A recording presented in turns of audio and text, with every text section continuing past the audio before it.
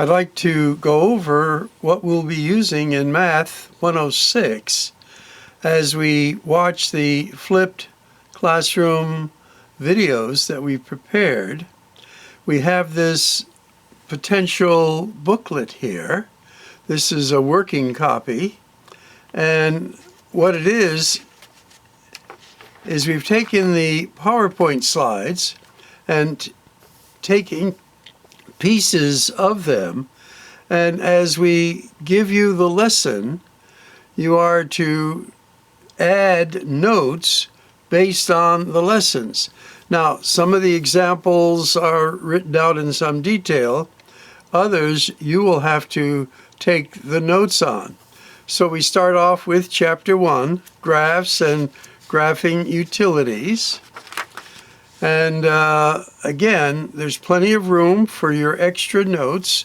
There are usually 10 or so examples, and we'd like each of those examples written out along with any background information.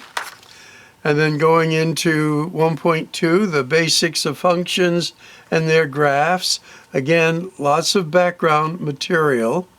And then again, some of the material that is in the PowerPoint slides is replicated here. Now, what tools might you use when you are doing this? Well, you should have a calculator available.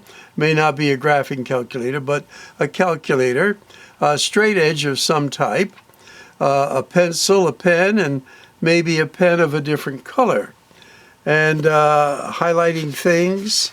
Again, this is something that is graded based on the flipped classroom lesson. And then, of course, bringing this to class, you would have questions that would be answered by your instructor. Okay, we won't keep this too long to give you an idea of what it would look like and what is expected.